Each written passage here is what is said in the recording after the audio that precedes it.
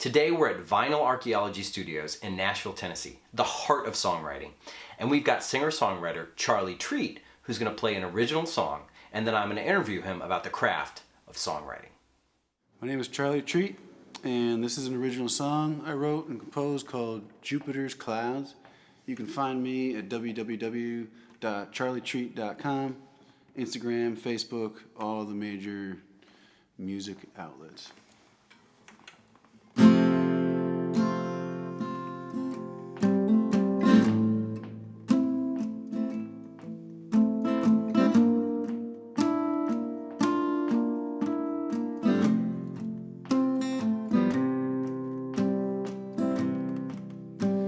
Takes a jitterbug grill, they order 2 bowls of fries, and he draws her face on a little white napkin as they stare through flickering lights.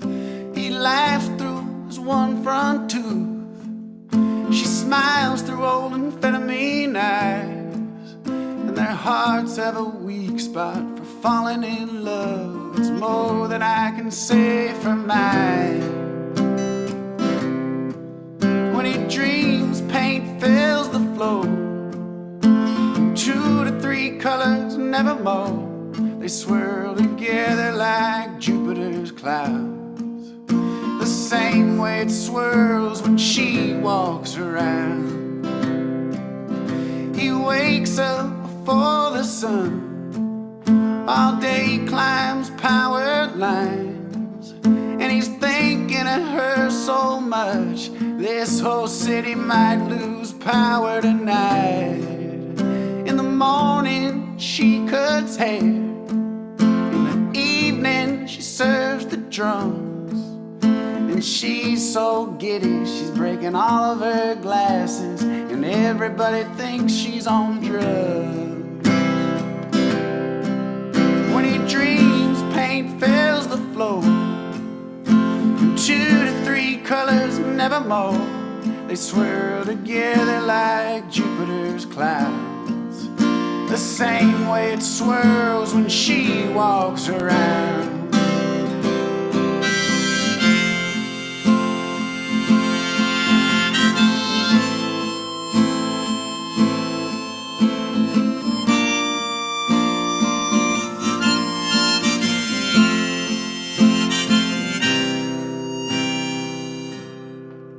There's a rat that sleeps under his floor, and he's the only one that can hear it crawl.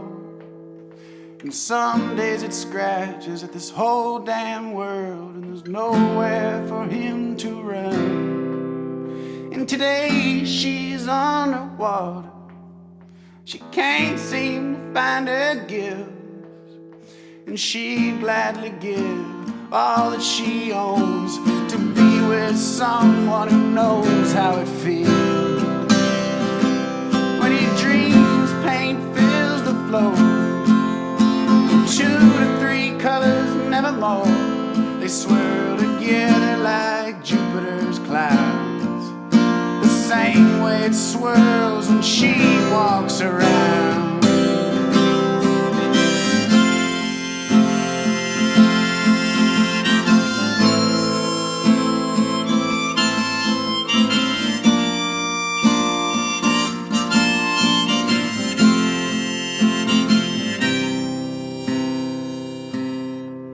When he dreams, paint fills the floor, and 2 to 3 colors, never more. They swirl together like Jupiter's clouds.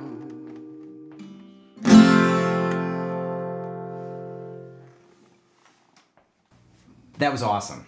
A really cool, chill song. Appreciate it. Tell us what it's like to perform that, Charlie. It's kind of a combination of sadness and hope. Maybe leaning heavier on the hope side. What are you hopeful about in the song?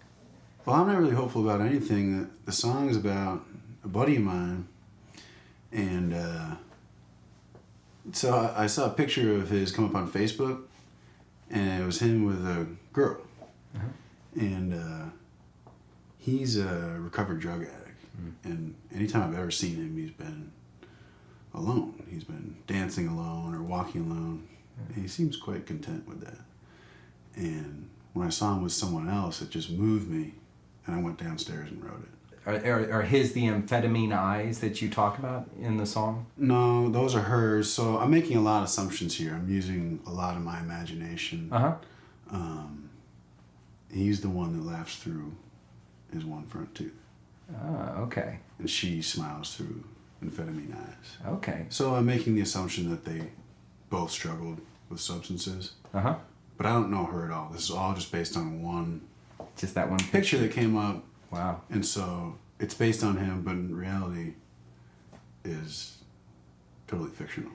So how do you think about composing lyrics for this song? Like, how did it really come together then?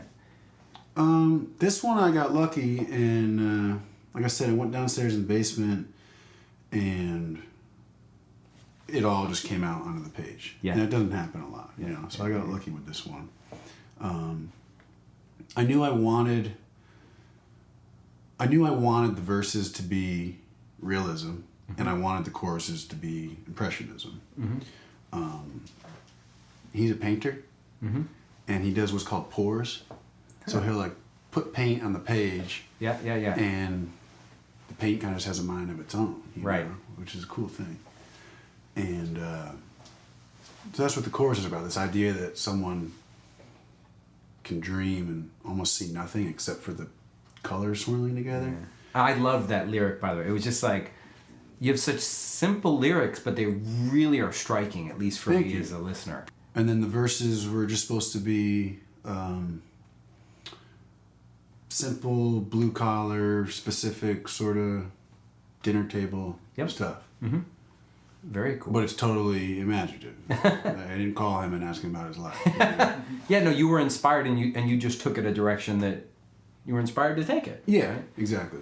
And how about the musical side? Did you write the lyrics first, or did the music was that a chord progression you've had for 5 years? I mean, tell us more about the music. Not 5 years, but maybe 5 weeks. Like that's a melody that I've been hearing in my head for a couple weeks. Okay. So then when I saw the picture, I used it, you know, and put the two together. Uh-huh.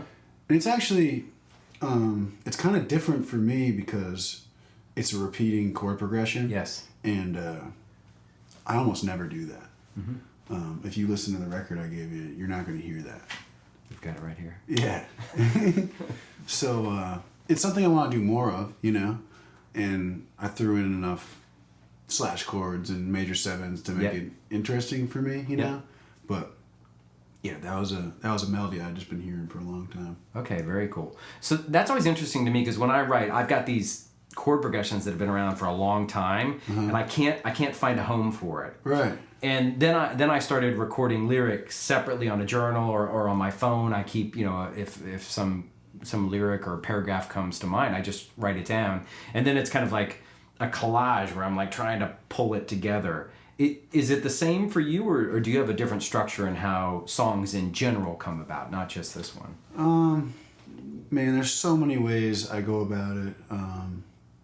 Sometimes I start with the music and I start humming a melody. Yep. And then I try to retrofit words into that and try to find words that have the same rhythm that I'm humming, you know? Sometimes I start with the words. I personally think that's the best way, is to start with the words and just try out different melodies. Sometimes lightning strikes and you just get a song in a couple minutes and you don't have to like think twice about it. Yeah. But songs can come from anywhere. They can come from the way someone says something, you know, when they're arguing, or the way a motor sounds, you know, or the way footsteps sound. Like I feel like if you're tuned in, you can get songs out of just about anything. Very cool.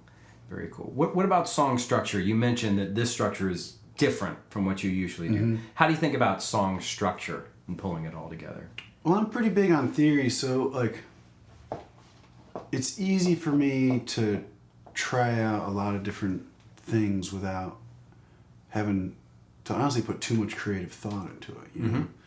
If we're in a certain key, I have a pretty decent bank of chords that I'm going to try, right? You know?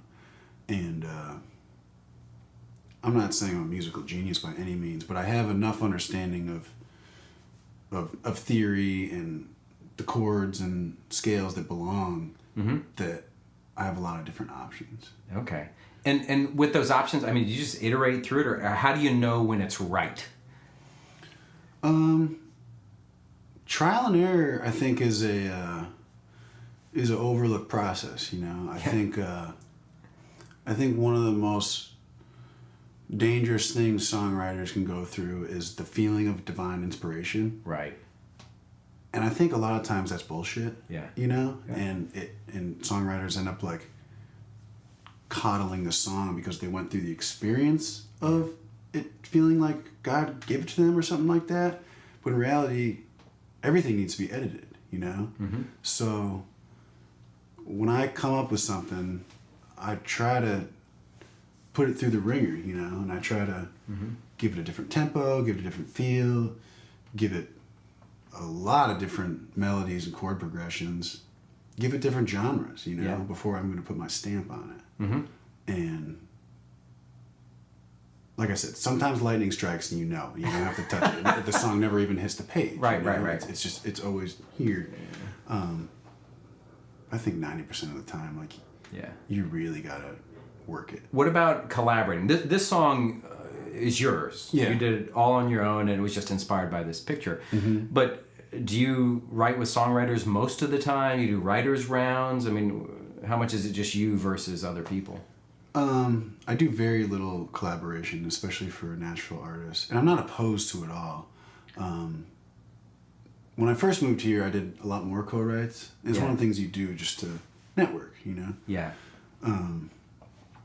But I didn't find too much joy in it. Every once in a while, I'd get together with a friend and we would come up with something nice, but I don't know, it's kind of unusual for me to pretend to be saying something that's authentic when it doesn't have to do with me, you know? Right. And that might sound selfish or narcissistic, but it's like, I like things to be autobiographical, you know? Yeah. So how are you gonna Because write that? I believe that comes through in the music. I mean, you can do something commercial, right? And it sounds like you understand that process, and it has to be edited, and people are going to consume it or not. But also at the same time, you got to honor you. Yeah.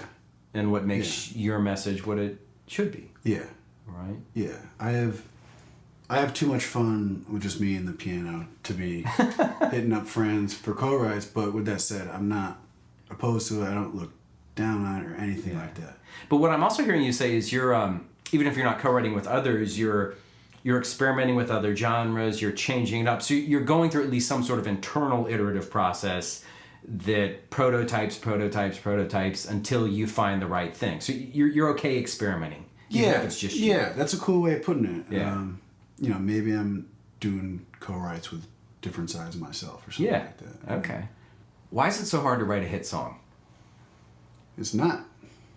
Why is that? You pander to a fallen society and sing about sex and drugs or violence or money and give it a simple melody. Yeah. And a beat that makes people dry hump. And you'll probably get a hit. Right. Throw some money behind it, and that's a little crude, but there's a lot of truth to that. And I think a lot of people are feeling that these days. With that said, songs are still rising to the top, like even the country music world. That song, Humble and Kind, that song? Mm-hmm. I thought that was a good song, and everyone loved it. Beyonce has great songs all the time. She has songs that are on the other end of that spectrum too. I'm not a huge pop guy, but I'm trying these days. I think great art is always going to stand the test of time. Mm-hmm. But even if something explodes in its time, doesn't mean it's great art. Mm-hmm. So then, why is it hard to write a timeless classic song? The music world has changed, It's like big companies are throwing big money at radio stations. Like, payola's a thing, And people don't want to accept that necessarily, but how does a town like Nashville have, let's say, 250,000 songwriters that write, let's just say, a song a day. Mm-hmm. How's a town that has hundreds of thousands of songs written every day and their best number one is Truck Yeah? You know what I mean? Like, there are volumes and volumes of songs inside different labels and studios on their hard drives, a lot of which are pretty good. So why is Yeah end up being number one? Money's getting thrown around in the wrong places, you know? And maybe it's not fair of me to say, but you have to blame our values on some level. It's like, why is there a massive group of people that want that and listen to it, you know? It's partly because it's shoved down their throats, but at the end of the day, they're cranking it on the way to and from work, you know? People have choice in what they consume, and the market says what it wants. Yeah, supply and demand. It's like, it's the way any business works. How come I Am the Walrus was a big hit back in the day? Yeah. It's like one of the most abstract, weird, Yellow Matter Mustard, you know what I mean? Like, how did Yellow Matter Mustard become a big hit? And now it's like beer cans and blue jeans, or you know, it's like, I think it's a sign of the times. And truth is, I don't have a big problem with anyone going down that road, you know, if they're aware of it. But I'd rather make something that's gonna last. Yeah. So talk about performing with the band and how your stage presence has evolved as a performer. I think when you perform, you have to remember that you're not in the studio anymore. Yeah. You're not in your bedroom. You're not in your basement. You are on stage, and you have a responsibility to be a performing artist, an actor, you know? So I push my guys to be emotive, you know? Be angry or be happy or just be something, you know? There's a lot of bands that play, and I guess if you're snarky puppy, that's fine. And like, philosophically, you can make the argument that nothing is something. Like, there might be something cool about that. Yeah. But I you know, that's not the way I feel about it. Like, I think you have to go up there, and even if the whole world is falling apart around you, right? You know, and we know, as anyone who's played music, sometimes it does. You have to convince the audience that you're in control and that you are greater than yourself. Yeah. They don't walk into the venue automatically sympathetic, right? Automatically wanting to be your fan. You have to win them over. So when you're on stage, I think, you have a duty to be a performing artist. Absolutely. Above a musician. And every performance is different. I mean, I used to want my voice to be perfect, and I had to run for 2 weeks to get my diaphragm straight. Yeah. And then I learned that I was missing opportunities that I could perform that could be spontaneous, and the audience listens in a different way than I hear myself. Yeah. Right? And once I learned to let go, other opportunities opened up for me. Yeah. And it's just like, okay, I became more confident, and that confidence actually came through. Have you felt that in kind of your performance style as it's evolved? Totally. I mean, sometimes we have our worst show when we rehearse for 6 weeks. Right. We play our best show when we have no rehearsal at all. It's like, there's no rhyme and reason to it. Yeah. And, but I think, there's two sides to the coin. Like, I really respect people who train and run, their body's in shape, and they practice their scales and their vocal warm-ups. But at the end of the day, it's a spiritual experience, and you have to somehow channel that crazy wild energy that's running through you while you're up there. And no marathon or technique or warm-up is going to prepare you for that. Yeah, you just got to do it live. Yeah. Right. Yeah. You have to let go. Okay. Well, going back, when did you know, kind of in your heart, that you were actually a songwriter? Like, when did that realization come about for you? Let's see. I mean, I was fond of writing and poetry long before I got a guitar. But when I was 16, my dad left a red Ibanez underneath my pillow for my birthday, you know? And it just immediately consumed all of me. Cool. And, you know, when you're a teenager and it's summertime and all your buddies are playing outside and partying and you're in the basement all day working on songs, then you kind of know you're different and you got something, you know? And the lyrics would flow, you know? So it was like, I wasn't looking at this thing like, well, this is unnatural or this is like a terrible challenge, you know? It felt like a calling. Yeah. And I guess if I was to look at it from like a psychological standpoint, like I'm pretty introverted and pretty quiet, you know? So it was like this opportunity to be able to say something, you know, that maybe I didn't feel comfortable saying in a social setting, you know? Right. I don't mind being quiet because I get to be loud with the band, essentially, you know, or through my music. It's a different outlet for a different conversation. Yeah. I like listening to people. I like being a fly on the wall. Mm-hmm. Very cool. And so you were 16 when you first got a guitar. Yeah. But you were writing poetry at what age? I would say 12, somewhere around then. Okay. Yeah. And what was the first song where you combined one of those poems with, you know, chords on that red Ibanez?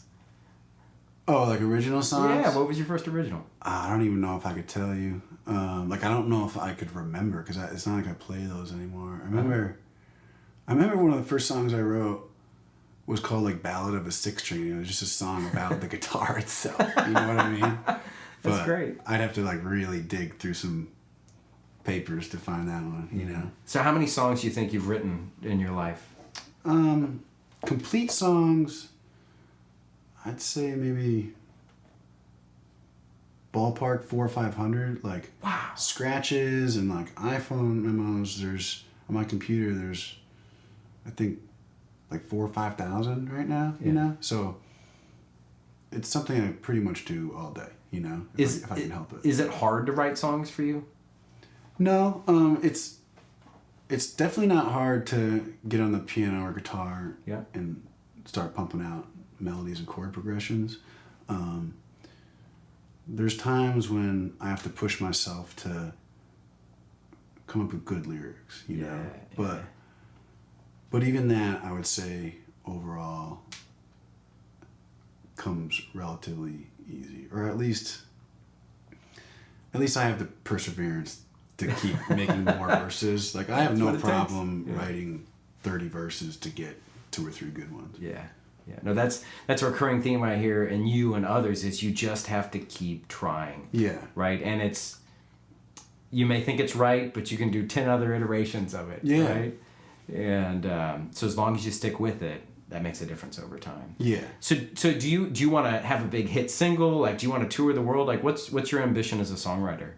I would love to tour the world. I mean, the goal for this next year, and I'm in the middle of saving up for a van, you know? Yeah. So we got a record on the way, and we're 2 or 3 songs away from having the record done. Cool. And I'm 2 or 3 grand away from having enough for a van. So the plan is by spring, we'll have a record done, and we'll be on the road. Great. Yeah. Well, talk about Nashville. What's it like to be an artist in Nashville, and and how you got here? I got here. I was actually part of a documentation project. We were doing a lot of things like this, and we went to New Orleans, we went to Austin, we went to Nashville, and we were filming and interviewing bands, and they brought me on as the writer. So I was like keeping the blog. Yeah. And we probably spent 5 or 6 weeks in each city. And I love New Orleans. You know, I wanted to move there. And then we went to Texas and we went to Austin, and I thought I wanted to move there. But when I got to Nashville, like, it didn't grab me the same way as the other 2 cities, but I could see all the potential in it, you know? It's like, there's infrastructure here, there's studios, there's labels. It's like, I'm meeting musicians who are making it their livelihood, you know? And that doesn't happen in a lot of places. Yeah. Not that it's all about money, But it's like, holy shit, if you want to, you can just play some telly on Broadway. Yeah. And survive, you know? Absolutely. Well, so you realized that, and then you started plugging in. I mean, how important was networking, or how did you actually make the relationships that helped you get into this ecosystem? Probably the best thing I did was make that record, because it introduced me to that producer and those guys. I mean, a lot of it was luck too. It's like I started working at the City Winery. Mm-hmm. You know the City Winery? And it just happened to be that like everyone there played, and it's like gone on to do really big things, and we all stayed friends, you know? Yeah. I haven't stayed friends with other people that I've worked with, you know, necessarily. It took me a while to understand that you have to put a lot of effort into your circle and your community. Yeah. Because I wasn't going to friends' shows at first and stuff like that. So I think it's really important to find your circle and then be like really present in it and be active. And if you can get your circle to come out to a show, if you can get 20 or 25 people to come out to a show, that's like catastrophically different than if 5 people go. You know, like venues will book you again. Yeah, you know? right. So, yeah, you got to find your people. What other tips do you have for somebody on Nashville, like how to be a songwriter in Nashville, and how to really kind of put a stake in the ground as a songwriter? Find your circle. You got to have a second, third, or fourth job. That's one thing that I learned when I moved here, is that you got to invest in your career like it's a small business, you know? Ideally, you have an extra 20 or 30 grand at the end of the year to pay for your record, to pay for promotion, to pay for touring. Mm-hmm. One of the things is you gotta push every day. Mm-hmm. And forget about divine inspiration. You know what I mean? Right. You have to. I think a lot of songwriters don't read enough. Yeah. And I know how that sounds. But you gotta read the greats, and you gotta read the world around you, you know? And when you say read, you mean like novels, news, great songwriters? I mean, what's in that for you? All of the above. But like, read great poetry. Read the Bible if you can help it. And I'm not a Christian, but it's great writing. Read Shakespeare if you can help it. Like, read the greats. Read the news. Though the news isn't always great writing. Mm-hmm. It's like stuff that you should know about. But and read the world around. Like, have your writer's eye on at all times. You can find beauty and sorrow in everything if you're turned on, you know? And forget about divine inspiration. Right.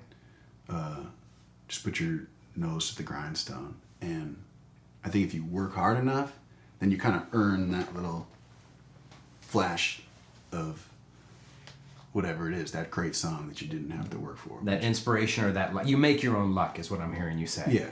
Yeah. Through 500 songs. right, or whatever it is, yeah.